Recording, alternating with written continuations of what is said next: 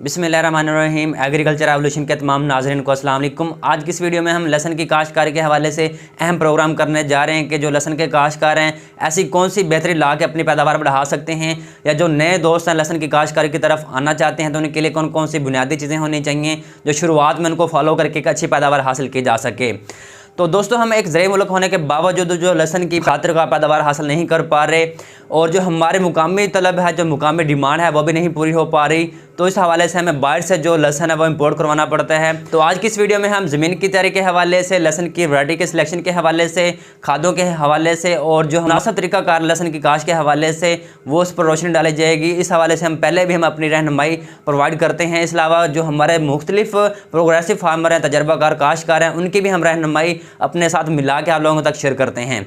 लेकिन वीडियो का आगाज़ करने से पहले जिन दोस्तों ने हमारे चैनल को अभी तक सब्सक्राइब नहीं किया वो हमारे चैनल को सब्सक्राइब कर लें ताकि फसलों के मुतालिक और लहसन पर इस तरह की मज़ीद मालूमात आने वाले वक्त में आप तक पहुँच रहे हैं। और ज़िम्मेदार भाई, अगला मरला होता है कि हमने ऐसी कौन सी वैरायटी का इंतखाब करना है कि तमाम हमारे जो अखराजात हैं उसका दारोमदार उस वैरायटी पर होता है कि अगर आप अच्छी वैरायटी का इंतखाब कर लेते हैं तो जो आपके खादों के, स्प्रेयों के, पानी के जो अखराजात होते हैं वो कारा आमद हो जाते हैं। तो ज़िम्मेदार भाई, मुख्तलिफ वैरायटियाँ मार्केट में मौजूद होती हैं जिसमें NARC-G1 जो है सर फहरिस्त है, लेकिन इस हवाले से मैं आपको सजेस्ट नहीं करूँगा कि आप इस वैरायटी की तरफ जाएँ क्योंकि इसमें काफ़ी मामलात आ जाते हैं। एक तो बहुत महंगी बिक रही है और इसके अलावा इसमें थोड़ा सा ये भी आ रहा है कि हमें क्वालिटी के भी बड़े मसले आ रहे हैं। तो ज़िम्मेदार भाई, पिछले सीज़न में तकरीबन 1500 से लेकर 2000 तक इसके रेट देखने को मिले, लेकिन इस दफ़ा जब हमारे ज़िम्मेदार भाइयों ने हमसे रब्ता किया कि हमें पता करवा के दें कि इसके क्या रेट चल रहे हैं और इस हवाले से क्या मालूमात हैं, तो जब हमने दूसरे जो लहसन के काश्तकार हैं जो इसका बीज जो है वो फ़रोख्त कर रहे हैं तो उनसे हमने पता किया तो वो बता रहे हैं तकरीबन 3500 से लेकर 3800 तक जो है इसके रेट सुनने में आ रहे हैं। तो इस हवाले से मैं ये सजेस्ट नहीं करूंगा कि आप बड़े पैमाने पर इसको अगर काश्त करना चाहते हैं तो इसकी लहसन की काश्तकारी की तरफ आएँ। अगर आप इसको काश्त करना ही चाहते हैं तो आप तकरीबन 2 से 8 मरले पर, 10 मरले पर या कनाल पर या थोड़े से रकबे पर जो आपकी गुंजाइश है उस रकबे पर इसको काश्त करते हुए इसका बीज तैयार करें और अगले साल के लिए ब्याज तैयार करने के साथ साथ इसको काश्त करें। इसके बाद काश्तकार भाई, लहसन हरनाई जो है वो भी आप एक अच्छा ऑप्शन होता है अगर उसको इंतखाब कर लेते हैं, जिसे चाइना हरनाई भी कहते हैं, कोटा हरनाई भी कहते हैं। इसका साइज़ भी बड़ा अच्छा होता है, इसका जो तुरी का साइज़ होता है और बल्ब का साइज़ होता है वो भी बड़ा अच्छा होता है। इसका जो पोटेंशियल है यील्ड का वो भी बेहतरीन हो जाता है। इस हवाले से अक्सर दोस्तों की राय होती है कि हमारे यहाँ पंजाब में इसकी कामयाब काश्त नहीं की जा सकती, लेकिन हमारे एक काश्तकार मौजूद हैं जिसके हवाले से हमने पहले वीडियो शेयर की थी कि वो मुजफ्फरगढ़ से हैं, उनका ताल्लुक मुजफ्फरगढ़ से है। उन्होंने कामयाब तरीके से इसको काश्त किया और अच्छी पैदावार हासिल की। और ज़िम्मेदार भाई, अगला ऑप्शन ये होता है कि आप NS 756 काश्त कर सकते हैं, लहसन गुलाबी काश्त कर सकते हैं, गोल्डन फार्मी काश्त कर सकते हैं। जब आप एक कोई भी वैरायटी काश्त कर लेते हैं, अगर आप इन तरीकों को जो है फॉलो करेंगे, पानी के हवाले से, खादों के हवाले से, बीजों के जो लगाने के तरीके के हवाले से अगर आप अच्छी मैनेजमेंट कर लेते हैं तो आप चाहे NARC-G1 काश्त कर लें, NS 756 काश्त कर लें, हरनाई काश्त कर लें, तो आप अल्टीमेटली इन तीनों में से या चारों में से जो भी वैरायटी काश्त करेंगे तो आपको एक अच्छी पैदावार मिल जाएगी। तो अब बात आती है कि हमने लगाना किस तरीके से है। इस हवाले से आखिर पे भी इसके हवाले से मालूमात दी जाएंगी। मुख्तलिफ जो ज़िम्मेदार भाई हैं मुख्तलिफ तरीक़ों से इसको काश्त करते हैं। इसको प्लेन तरीके से भी काश्त किया जाता है, इसको बेड पे भी काश्त किया जाता है, लेकिन हम ये सुजेस्ट करते हैं कि आप बेड पर इसको काश्त करें। बेड पर काश्त करने के बड़े फ़ायदे होते हैं। एक तो आपकी पानी की बचत हो जाती है, दूसरा खादों की भी सही तरीके से बचत हो जाती है, जड़ी बूटियों जैसे मसाइल भी आपको देखने को नहीं मिलते। इसमें एक फैक्टर ये भी होता है कि अगर आप इसको बेड पे काश्त करते हैं तो बेड पर जब इसको काश्त किया जाता है तो आप उस पर वहाँ पे मल्चिंग कर सकते हैं। मल्चिंग के हवाले से भी हमने प्रॉपर प्रोग्राम किया था, वो वीडियो देखना चाहते हैं तो ऊपर आई बटन क्लिक करके वो वीडियो देख सकते हैं। मल्चिंग से जो है वो आपकी जड़ी बूटे के मसाइल भी कम हो जाते हैं और इस हवाले से जो पानी की बचत है वो भी बेहतर हो जाती है और खादों का इस्तेमाल भी बेहतरीन तरीके से हो जाता है और जो बल्ब का साइज़ है यानी जो बल्ब डेवलपमेंट है वो भी बेहतरीन हो जाती है। तो इस हवाले से हमने जो चंद मालूमात थी वो आपको प्रोवाइड कर दी हैं और अब जो हम मालूमात शेयर करना चाहते हैं यानी ज़मीन की तैयारी के हवाले से, खादों के हवाले से कि आपने DAP को इंतखाब करना है, BOP को इंतखाब करना है या सिंगल सुपर फॉस्फेट को इंतखाब करना है। ज़मीन की तैयारी के वक्त एक बहुत बड़ा अहम मसला बन चुका है कीमतों के हवाले से। और आगे हम अपने काश्तकार भाई का एक तजर्बा शेयर करने जा रहे हैं जिसमें हमारे जो ज़िम्मेदार भाई हैं उन्होंने अपना बड़ा ब्रीफली तरीके से बताया कि आप जो है लहसन की काश्तकारी किस तरह कर सकते हैं ज़मीन की तैयारी के हवाले से, फॉस्फोरस के इस्तेमाल के हवाले से और लगाने के तरीके के हवाले से। तो उम्मीद है कि काश्तकार भाई, मैं ये चाहूँगा कि वो प्रैक्टिकल मालूमात आप इस वीडियो में जो है वो सुन सकते हैं, हमारे काश्तकार का जो तजर्बा है उससे मुस्तफ़िद हो सकते हैं। तो चलें जो प्रॉपर वीडियो है उस हवाले से भी आगे जो चंद रही मालूमात हैं उन पर भी रोशनी डालते हैं। अस्सलाम वालेकुम जी, तमाम दोस्तों से गुजारिश है कि आजकल गार्लिक की बिजाई का टाइम شروع ہو چکا ہے کہ کس طرح ہم نے زمین کی تیاری کرنی ہے، کیسے ہم نے اس کی سوئنگ کرنی ہے اور آگے پورا اس کا جو سلسلہ ہے۔ یہ سب سے پہلا مرحلہ ہے ہمارا زمین کی تیاری کا۔ زمین کی تیاری کے لیے بہت سارے ہمارے علاقوں میں بارشیں آ چکی ہیں اور زمینوں میں وتر ہیں۔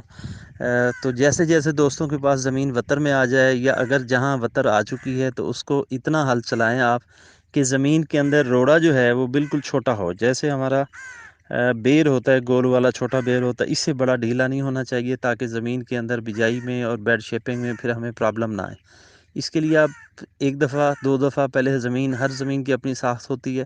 سخت زمین میں 2 دفعہ ہل چلائیں، جو نرم زمینیں ہیں اس میں 1 دفعہ بھی ہل کافی ہے، اور اس کے بعد اس کو روٹاویٹر لگائیں۔ روٹاویٹر لگانے کے بعد پھر اس کو 2 دفعہ 3 دفعہ ہل چلائیں۔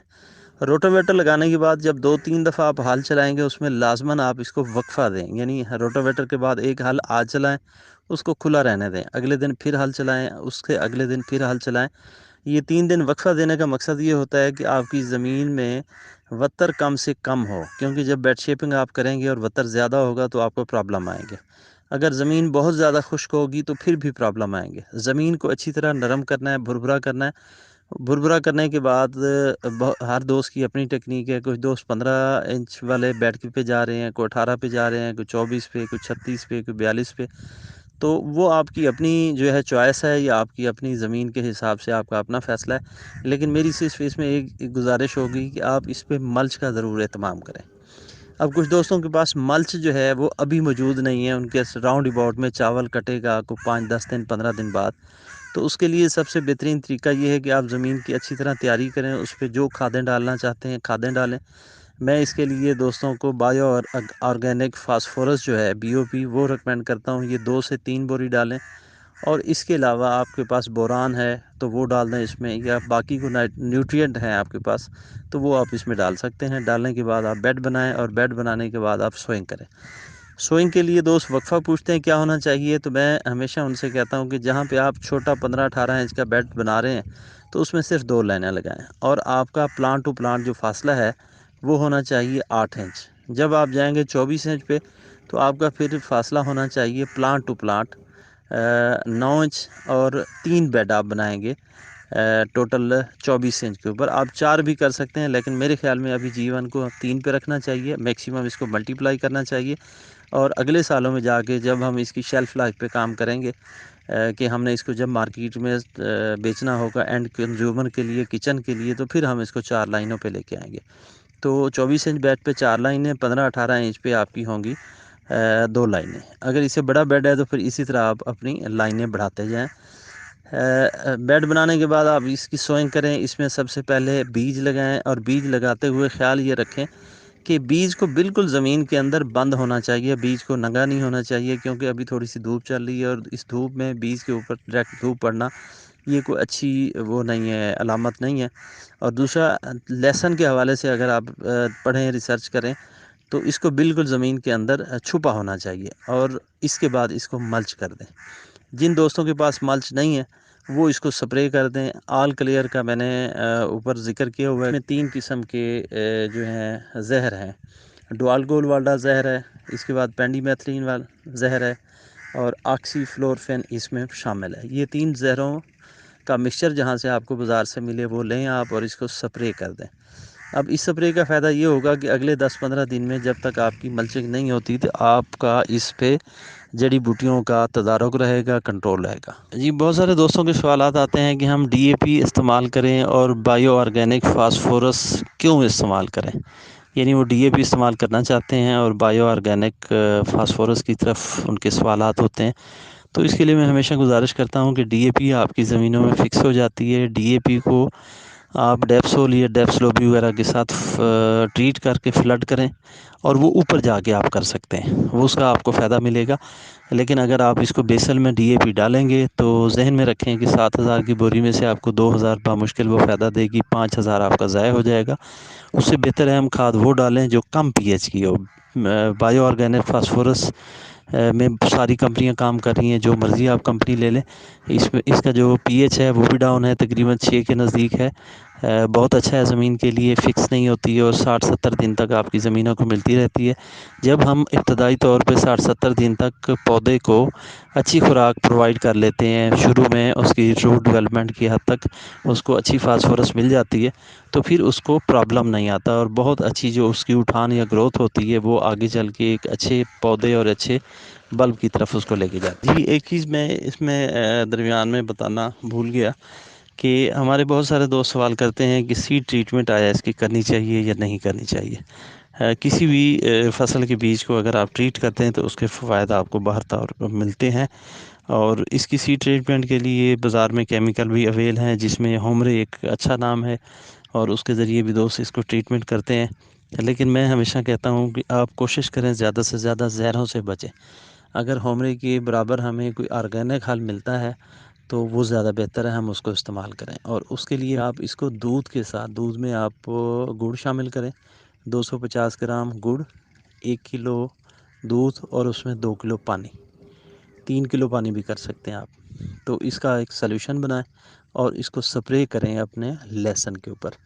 لہسن کے اوپر سپرے کرنے کے بعد اس کو اتنا سپرے کریں کہ یہ آپ کا آلموسٹ سارا اس کا سیڈ چاروں طرف سے ویٹ ہو جائے، اور اس کو پھر ہوا میں آپ رکھ دیں، چھاؤں میں رکھ دیں جب تک یہ خشک نہ ہو جائے۔ تقریباً آدھے پونے گھنٹے میں خشک ہو جاتا ہے، اور اس کے بعد اس کو ڈائریکٹلی آپ سوئنگ شروع کر دیں۔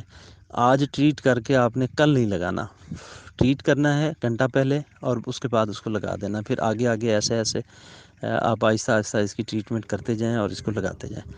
تو نیچے کسی بھی قسم کے آپ بہت زیادہ کھادیں ضرورت نہیں ہے، بی او پی کافی ہے، 2 بوری سے 3 بوری فی ایکڑ، اور اس کے ساتھ بوران آپ استعمال کر سکتے ہیں، یا کوئی مائکرو نیوٹرینٹ کو 2-3 قسم کے میگنیشیم وغیرہ، میگنیز وغیرہ، یہ اس طرح کے اگر آپ استعمال کرنا چاہیں، اگر آپ کے پاس کوئی اچھا سورس ہے استعمال کر لیں، ورنہ یہ اوپر بھی ہو سکتے ہیں، پریشانی کی کوئی ضرورت نہیں ہے۔